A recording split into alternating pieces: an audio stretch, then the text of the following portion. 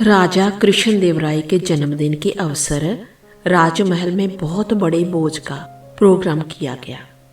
पड़ोसी राज्य के कई मित्र राजा उस शुभ अवसर पर महाराज को बधाई देने पहुंचे और उन्हें एक से बढ़कर एक बेशकीमती उपहार दिए।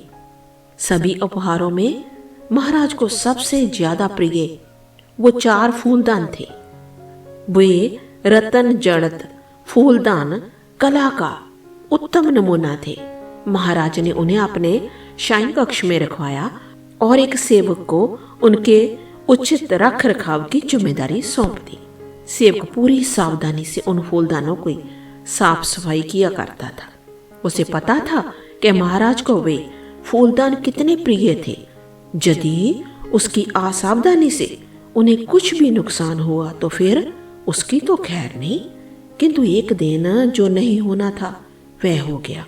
सफाई करते समय उन 4 फूलदानों में से एक फूलदान सेवक के हाथ से फिसलकर नीचे गिरा और चकनाचूर हो गया।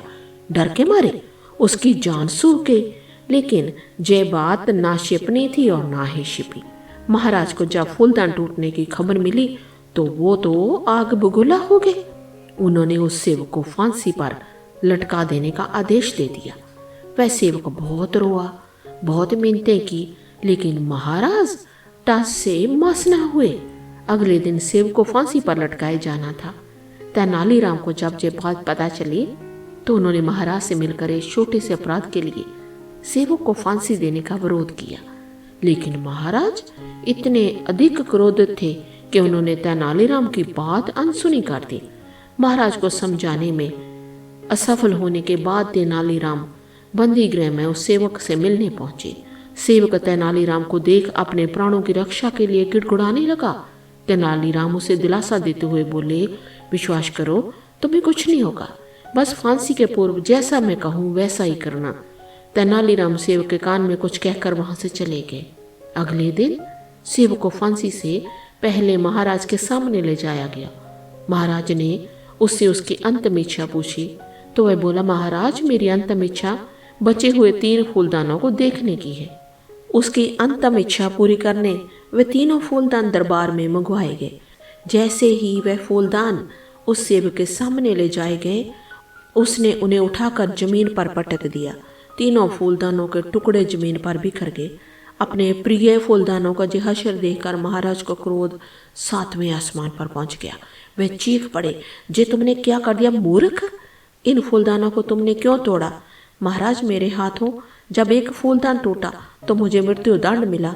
जब ये 3 फूलदान टूटेंगे तब भी किसी न किसी को मृत्यु दंड मिलेगा। मैंने इन्हें तोड़कर उन लोगों के प्राण बचा लिए, क्योंकि मनुष्य के प्राण से बढ़कर और कुछ भी नहीं। सेवक हाथ जोड़कर बोला। ये बात सुनकर महाराज की समझ में आया और उन्होंने अपने क्रोध के वशीभूत होकर वह क्या अनिष्ट करने वाले थे, उन्होंने सेवक को छोड़ देने का आदेश दिया और उससे पूछा, किसके कहने पर तुमने ऐसा किया? सेवक ने तेनालीराम का नाम लिया। महाराज तेनालीराम से बोले, तेनालीराम, हम तुमसे बहुत परेशान हैं। क्रोध के आवेश में लिया गया निर्णय कभी किसी के साथ न्याय नहीं कर सकता। आज तुमने हमारे हाथों अन्याय होने से बचा लिया। सो दोस्तों, कई बार हमारी जिंदगी में भी ऐसे होता है। हम क्रोध के आवेश में आकर गलत फैसले लेते हैं और हमें पता ही नहीं चलता कि हम कितनी नाइंसाफ़ी किसी के साथ करते हैं, किसी का कितना नुकसान कर देते हैं। जब हमारा गुस्सा ठंडा होता है, हमारा क्रोध ठंडा होता है तो हमें ज्ञात होता है, पर हम उस समय कुछ नहीं कर सकते, क्योंकि जो पास्ट में हमने कर दिया उसको हम बदल नहीं सकते। इसलिए हमें अपने क्रोध पर काबू रखना चाहिए और ठंडे दिमाग से सोचकर कोई फैसला लेना चाहिए। सो दोस्तों, आज की कहानी आपको कैसी लगी कमेंट बॉक्स में कमेंट करके हमें ज़रूर बताइए और चैनल को सब्सक्राइब प्लीज़ ज़रूर करना और इस कहानी को लाइक और शेयर ज़रूर करें। फिर मिलते एक और प्यारी सी कहानी के साथ। धन्यवाद।